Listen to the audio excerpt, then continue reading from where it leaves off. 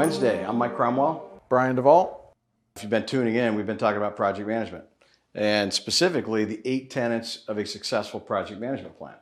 Your team's been knocking the cover off the ball. Netrio's seen an influx of demand over the last, it's been going on, but it's going on at a 45-degree angle, and your team hasn't missed a beat. So we're going through the 8 tenets of why your team kicks ass, or in other words, the 8 tenets of a successful project management plan. So today we're talking about communication. So Brian, walk us through, I think everybody knows what communication is, but in the context of a successful project management plan, walk us through what the components are. Right.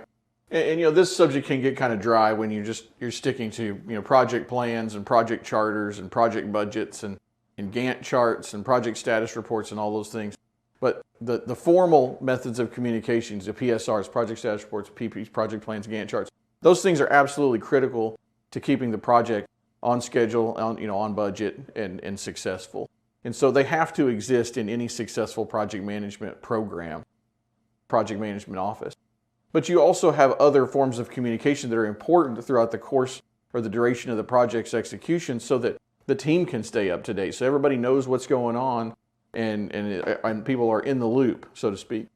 And so, I find myself having a lot of informal conversations as well, verbal conversations, even text. We interact as a team sometime with text threads.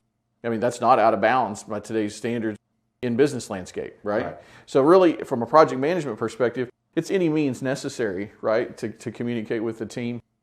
But definitely stick to your formal reports and the schedule that you defined up front. Remember we talked about we're going to produce them at a certain interval and at a certain frequency and to a specific audience and how important all those things are. So you got to stick to those standards you set up front.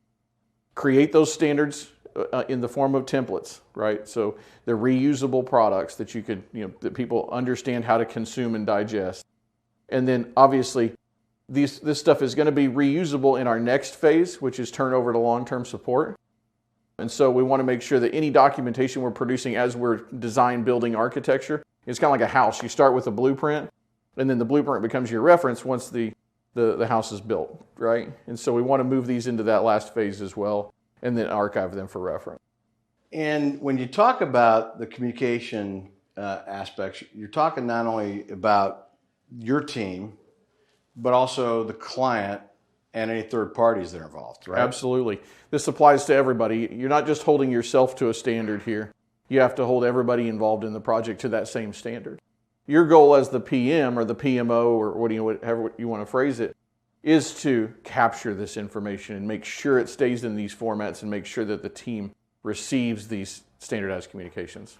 And on that note, because different organizations that your team supports in these project management plans has different preferred methods of communications themselves, and third parties do as well. So it's really taking an omni-channel approach to the communication, because what you've got to be able to do is understand what the preferred method is and how you're going to communicate something so that it gets a fast response. Is that for accurate? Sure? Yeah, and something that you picked up on there.